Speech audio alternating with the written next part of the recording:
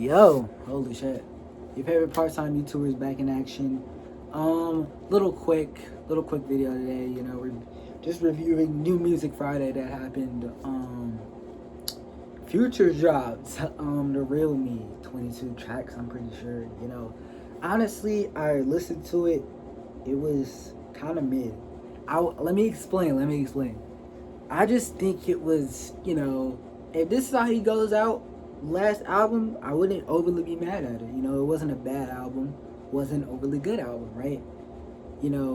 But Future's, keep in mind he's 40 years old. He's been doing this for a very, very, very long time, and he's been one of the posters when it comes to the trap, when it comes to that style of rapping.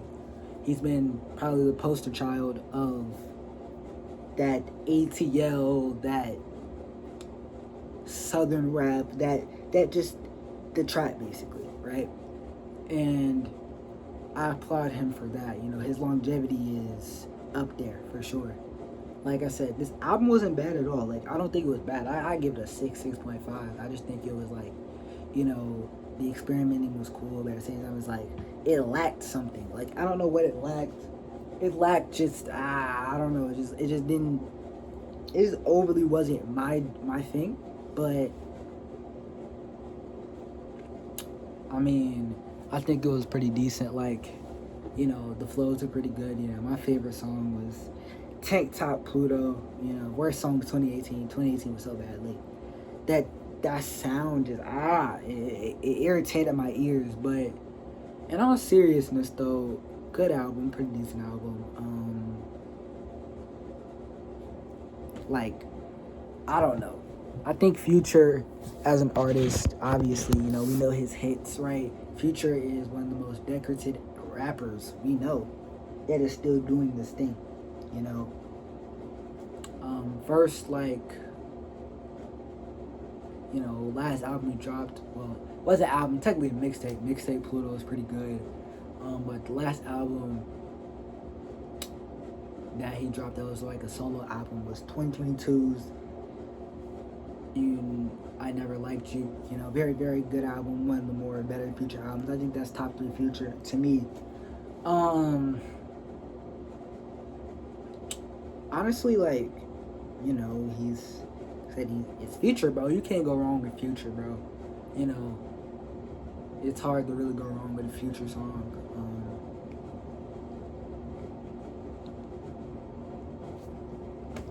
Hard to go wrong with it.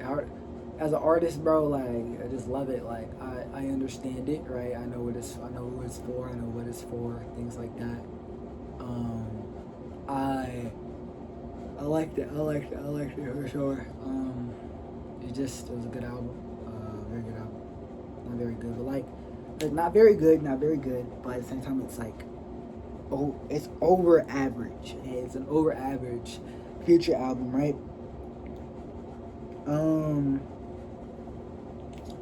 I just think could have been executed a little bit more better, but at the end of the day, he's still up there with the greats. Future, to a lot of people, is a top rapper of all time, and I understand that. Like, I understand why people say that. I understand why people say that, and I understand why people think that. So, I just think it was a pretty decent album. Okay, not nowhere near Future's best, obviously. With Father Time is undefeated, but I like the way this album sounds in certain songs for sure.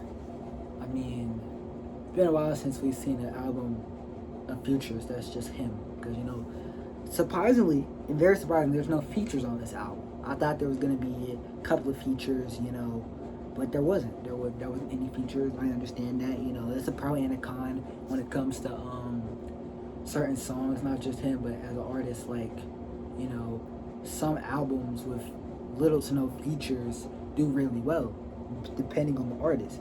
And some albums, some people look back and they say, oh, so-and-so should have been on this, so-and-so should have been on that, should have been on this song. Like, and, I get it, right? But it's Future, Future's so decorated that, him needing features isn't, like, expected. Like, he doesn't really need features to be future Hendrix. Feel me? But hey, at the end of the day, he did a really pretty decent album, okay? Right? And also, Ken Carson faked everybody, you know. Last thing I say, Ken was supposed to drop his mixtape Cartoons that Friday, last Friday, and he didn't drop it.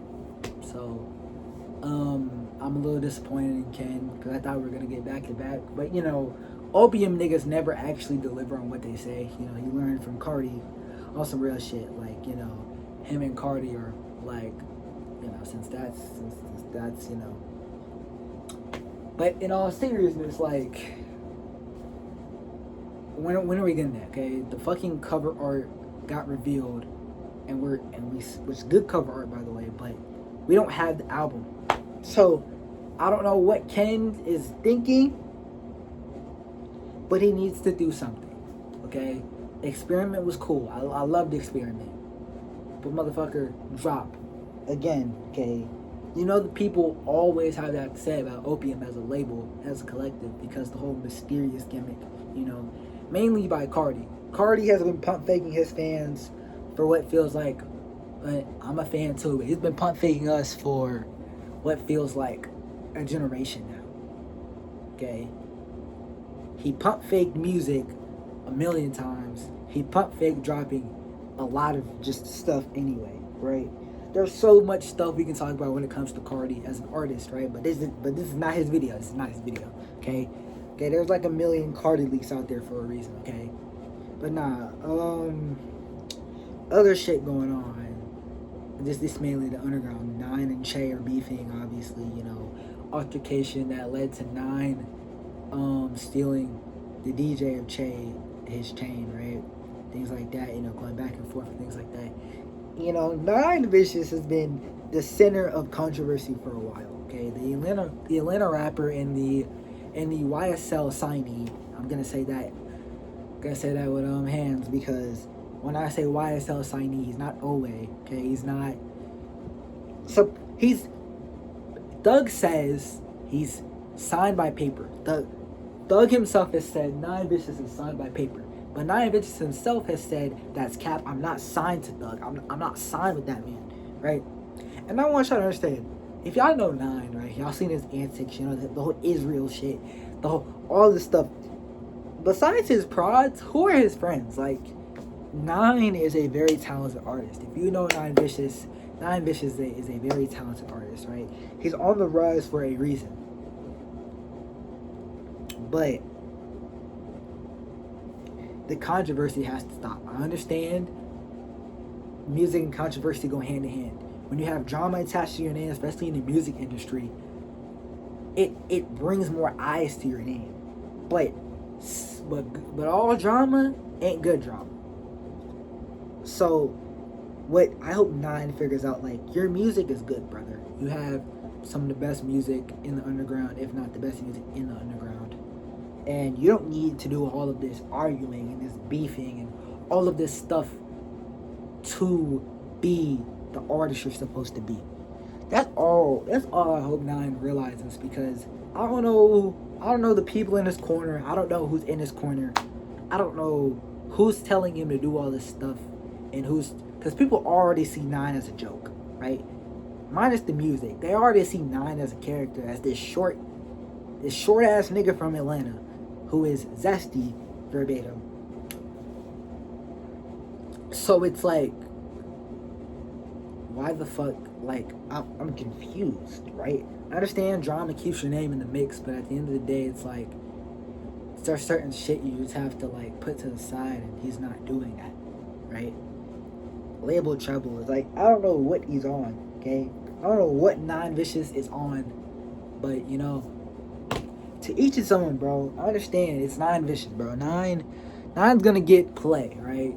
But at the end of the day, the beefing that he's done, like, you know, he's beef with niggas like fucking Jesus Diamond, everybody always beef with fucking Opium Baby of you know, that Opium YBL syndicate. But you get the point. Okay, Nine has all the talent in the world as an artist, especially his production. His production is phenomenal, right? But it's his drama and the things that make the people say, I don't really want to listen to him. And plus, the nigga had allegations. If you know what I mean by that, you know what I mean by that. Like a year ago, and people just swept it under the rug. But that's enough for me. You know, music talk, of course. You know, we talk about shit like that on here on the daily. You know, it's mainly just the future shit. But yeah, you know, it's Mello. You know, your favorite part-time YouTuber. Do the best. God bless. Love y'all.